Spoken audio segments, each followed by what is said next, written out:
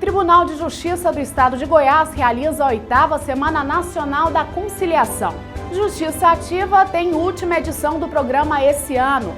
Turmas recursais promovem mutirão com sessões simultâneas. Em nossos estúdios vamos receber o juiz da 10ª Vara Criminal de Goiânia, Dr. Adegmar José Ferreira. Ele vai falar sobre a reformulação do Código Penal brasileiro. Esses são os destaques do Agenda Judiciária, sua revista eletrônica da Justiça Goiana, que está começando agora.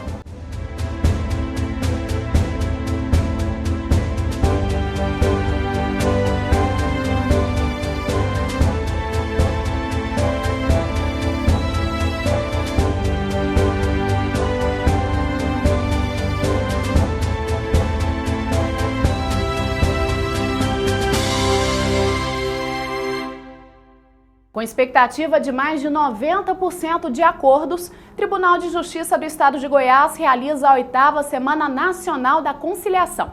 Acompanhe. Meu nome é Celso Leocádio. Aí eu trabalho de pedreiro, vim aqui acertar uma cota para sem água.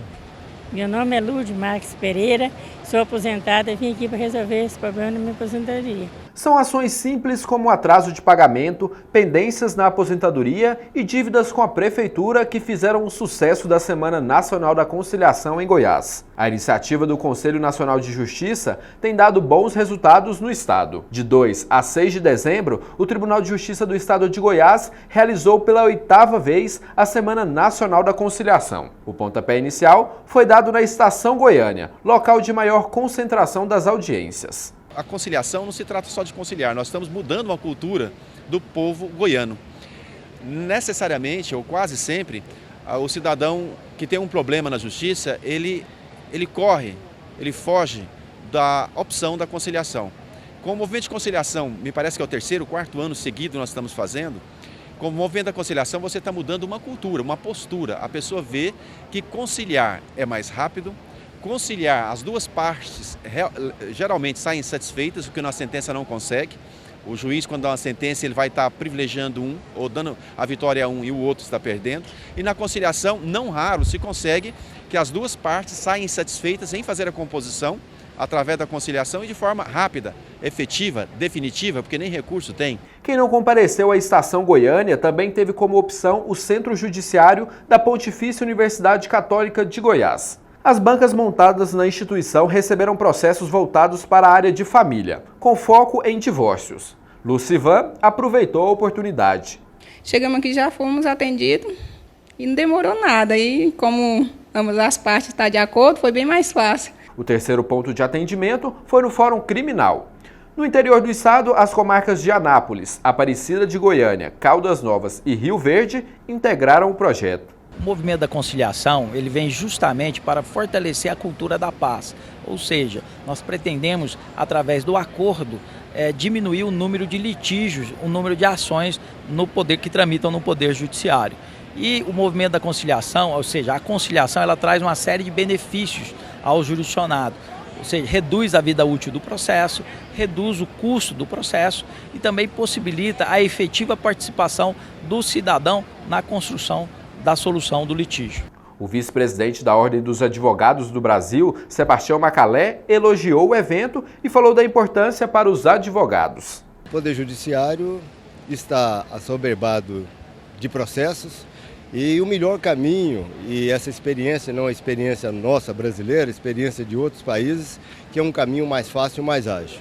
Então, por isso é que nós estamos esperançosos, que temos certeza absoluta que esse ano nós poderemos alcançar um objetivo, um número maior de conciliação, que foi extraordinariamente no ano passado, mas eu tenho certeza absoluta e a esperança de que efetivamente nós possamos diminuir o número de processos no tribunal para facilitar a vida do cidadão e da própria justiça. Só no primeiro dia de evento, os números surpreenderam os organizadores, com mais de 4.600 acordos em bancas de conciliação. Corregedoria Geral da Justiça de Goiás promove Dia Estadual de Julgamentos Colegiados. Acompanhe. Anápolis foi a comarca escolhida para sediar a abertura do Dia Estadual de Julgamentos Colegiados. Em todo o estado, são 13 turmas recursais formadas por um grupo de juízes que revisam as decisões dos juizados especiais. Durante todo o dia, foram julgados mais de 1000 processos. Cada turma composta por 4 colegas, 4 magistrados.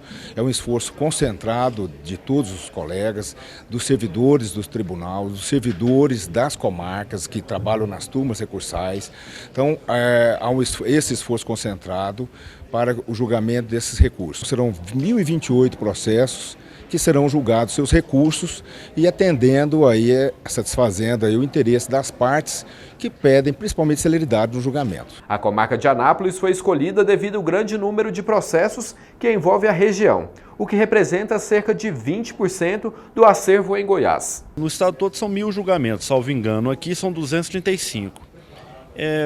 Isso é uma regra, na verdade, porque as turmas recursais regionais de Anápolis têm realmente talvez o maior número de feitos em andamento. Então nós temos todos os meses isso acontece. Então, no mínimo, 200 processos são julgados por mês aqui em Anápolis. Esse mutirão é uma alternativa célere e eficiente de reduzir o número de recursos pendentes de julgamento nas turmas recursais. Agora é hora de você saber algumas decisões importantes do Poder Judiciário goiano.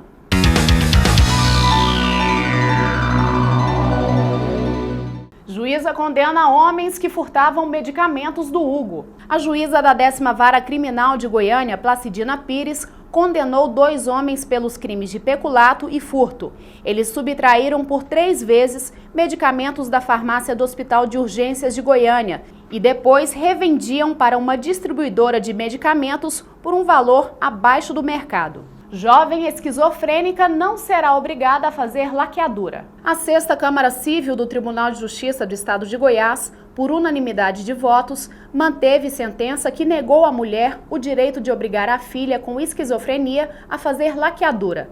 Segundo o relator do processo, desembargador Fausto Moreira Diniz, a Justiça não pode obrigá-la a fazer o procedimento, pois a moça atingiu a maioridade sem ter a incapacidade decretada.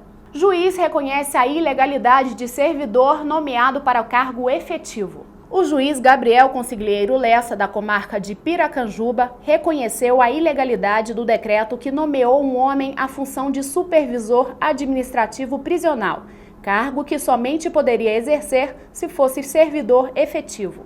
No próximo bloco, você vai ver como foi a última exposição realizada em 2013 no hall do Tribunal de Justiça. Voltamos já já.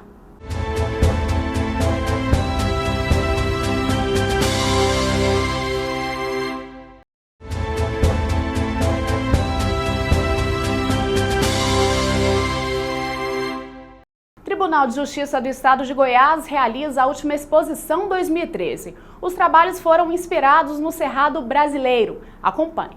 Com 50 anos de arte, o artista plástico Sanatan encerra a temporada 2013 de exposições do Tribunal de Justiça do Estado de Goiás. 20 telas iniciou a mostra que abusa da diversidade dos pincéis e tintas guache e anaquim, que demonstram a beleza do Cerrado brasileiro. Esses trabalhos são frutos de viagens do interior de Goiás. Sertão de Goiás eu chamo, né? Os sertões e veredas, né? do grande Guimarães Rosa. E eu percorri a cavalo vários quilômetros para conseguir as imagens dessa exposição, a maioria delas.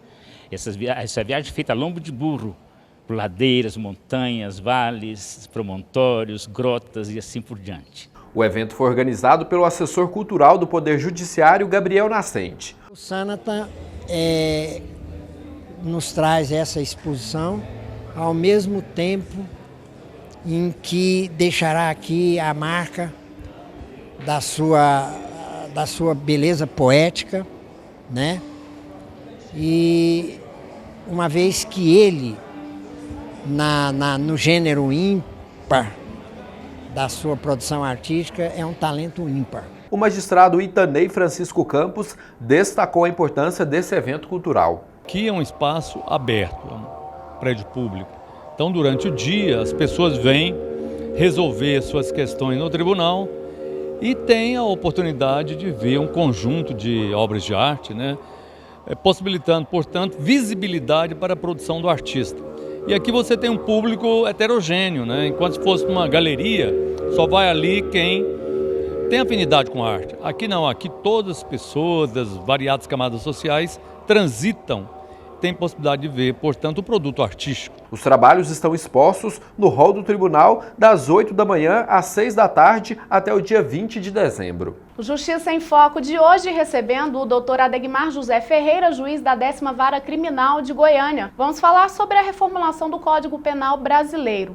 Código Penal que veio da década de 40 e teve várias influências da época, não é isso, doutor? O nosso código, não só o penal, mas a lei de contravenções penais, essas duas leis entraram em vigor no mesmo dia e logo em seguida o Código de Processo Penal de 1941. Então essas três legislações importantíssimas para o Brasil, né, receberam fortes influências dos elementos de cultura daquele momento. O Código Penal de Processo Penal e a lei de contravenções penais ainda estão, né, em vigência no Brasil. Lógico que não totalmente quanto foram instituídos à época, com algumas pequenas mudanças. E hoje a sociedade brasileira clamam, né, por uma nova legislação para adequar ao momento atual. Quais as características mais marcantes que ficaram dessa época? Crimes contra os costumes, crimes contra a administração pública, né, os crimes contra a família. Né. Dos crimes contra os costumes, nós temos um crime clássico, que é o crime de atentado violento ao pudor. Só para você ter uma noção, quanto que a nossa legislação ela era um tanto quanto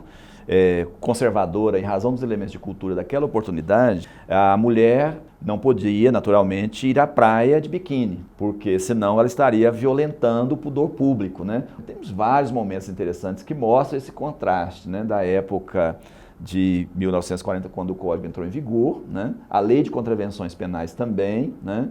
Um outro detalhe interessante nessa mesma linha de pensamento é a questão do chamado contravenção de vadiagem. O que é a vadiagem? A vadiagem é a pessoa ociosa, que está desempregada, tem condições físicas para produzir e não produz. Em 1940, se isso viesse a acontecer, a pessoa seria presa, processada e condenada por crime de vadiagem. Hoje, alguns governos, né, instituem o chamado PDV, Plano de Demissão Voluntária, ou seja, te estimula a se demitir, que hoje a realidade de emprego no Brasil é outra totalmente diferente, a realidade empregatícia é outra, né? Nós temos uma massa imensa de pessoas procurando emprego, não consegue. Em 1940, quando o Código entrou em vigor e a lei de contravenções penais, praticamente não tínhamos pessoas desempregadas no Brasil. Uma boa parte da população residia no campo, né, no meio rural. As cidades eram infinitamente menores. Então a cultura da época é exatamente essa. Assim, nós tínhamos oportunidade de emprego, né, satisfatoriamente, e a pessoa estivesse desempregada no ócio, né, ela poderia ser processada por vadiagem. Então veja como que evoluiu a nossa legislação. Só para tomar como referência esses dois exemplos. A gente fala sobre essa reformulação atualmente, mas ela vem acontecendo então ao longo do tempo. Ela vem sendo mudada a conta-gotas, né, e muito lentamente, né, e não tem conseguido acompanhar os anseios da sociedade, da população de um modo geral. Né. Exemplo clássico dos crimes cibernéticos, né. A questão do crime relacionado com a internet de um modo geral, a questão de invasão de privacidade, né. Agora recentemente houve um grande escândalo, inclusive envolvendo pessoas de Goiás, né. A nossa legislação ela ainda está, nesse ponto, altamente deficitária, né. Precisamos ter uma mudança no Código Penal, na legislação penal como um todo, regulando essas situações novas que ocorreram em razão dos próprios elementos de cultura, né? E pelo que o senhor tem visto aí nos últimos tempos, o senhor falou vem sido arrastado essas mudanças, mas qual a expectativa? O senhor vê uma boa expectativa aí de mudanças, de melhora, para adequar mesmo essa modernidade que a gente vive hoje? Vejo, eu sou muito otimista, né? Por esses anseios que a população tem propugnado. Primeiro que o nosso Congresso está mais atento, né, nesse particular, né? No sentido de procurar adequar, até mesmo pela força dos movimentos de rua que nós temos tido ultimamente. E o Poder Legislativo, ele, em razão, naturalmente, desses movimentos, não só por isso, mas por outras razões também, tem se preocupado em agilizar esses processos legislativos e implementar a legislação compatível com os anseios da população, né? Sem dúvida, sendo mais pressionado. E a imprensa é um fator, uma instituição que exerce um poder muito importante, muito decisivo nisso, né? A imprensa contribui para isso, né? Para forçar também, né, como instrumento de pressão, né? E não de coação, e sim pressão, né? Para que as coisas ocorram, né, no Brasil. E tem sido, né? Realmente tivemos avanços importantes. Esperamos que esses avanços continuem, né? E eu, na condição de juiz de direito, na condição de professor universitário, eu sou otimista nesse ponto. Eu acho que nós estamos avançando. Esse foi o Justiça em Foco de hoje com o Dr. Adegmar José Ferreira. Até o próximo. No próximo bloco você vai ver como foi a última edição do Justiça Ativa nesse ano.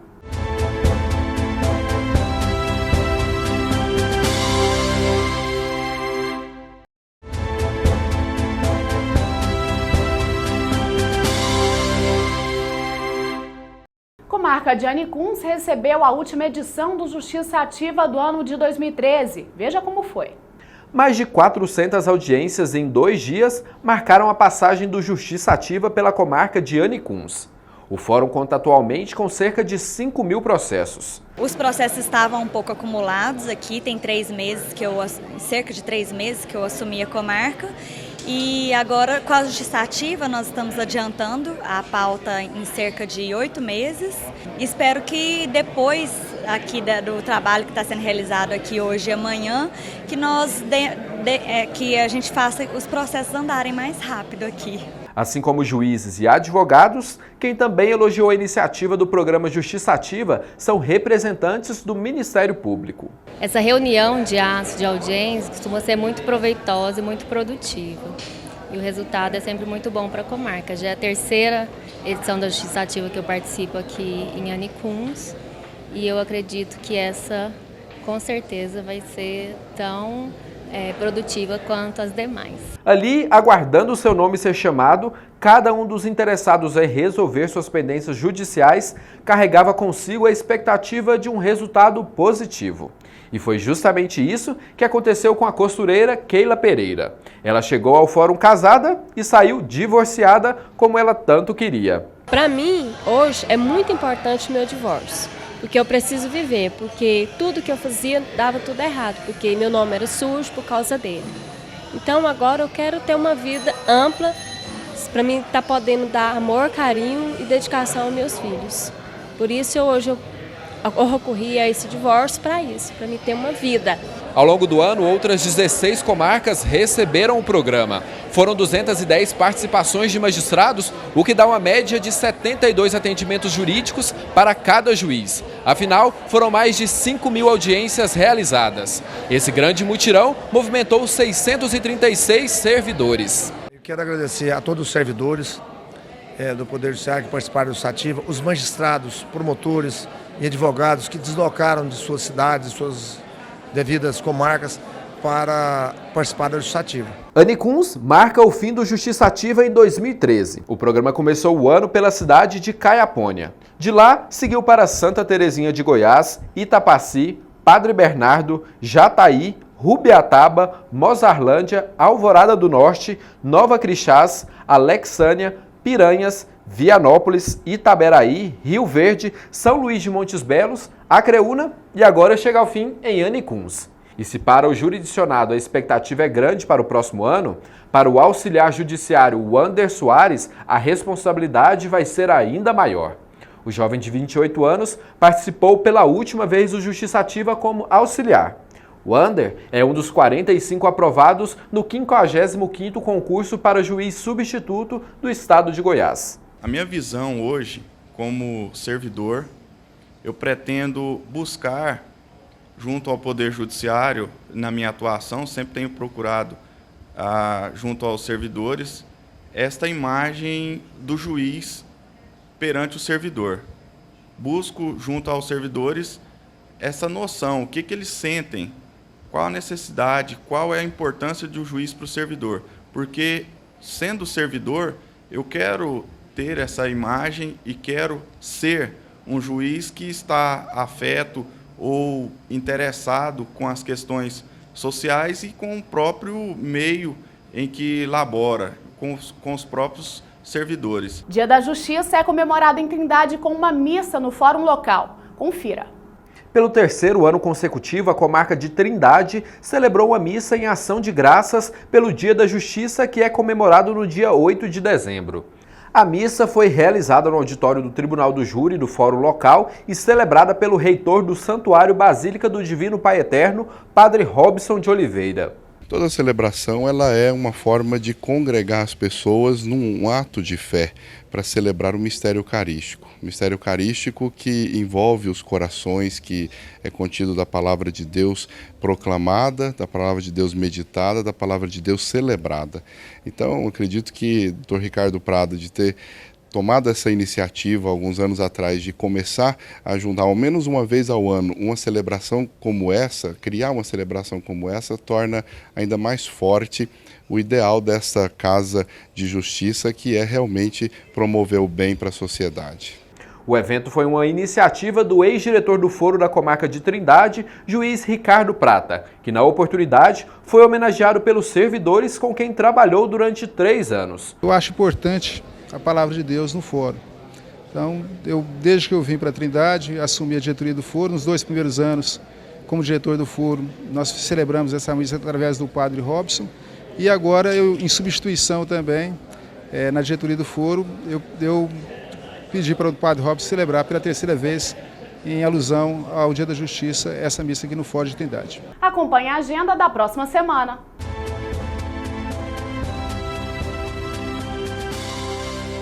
No dia 10 de dezembro, às 10 horas da manhã, será inaugurado na Faculdade Fama o Centro Judiciário de Solução de Conflitos da Comarca de Mineiros. Vamos homenagear juízes e desembargadores do Tribunal de Justiça do Estado de Goiás que fazem aniversário na próxima semana. Flávio Fiorentino de Oliveira, dia 8, Comarca de Itumbiara. Ivo Fávaro, também dia 8, desembargador. Pedro Paulo de Oliveira, dia 12, Comarca de Barro Alto. Pedro Ricardo Morelo Godoy Brendolan, dia 12, Comarca de Buriti Alegre. Tiago Soares Castelhano Lucena de Castro, dia 13, Comarca de Jataí. Chega ao fim mais uma edição do Agenda Judiciária. Obrigada pela sua companhia, uma boa semana a todos e a gente se vê no próximo programa.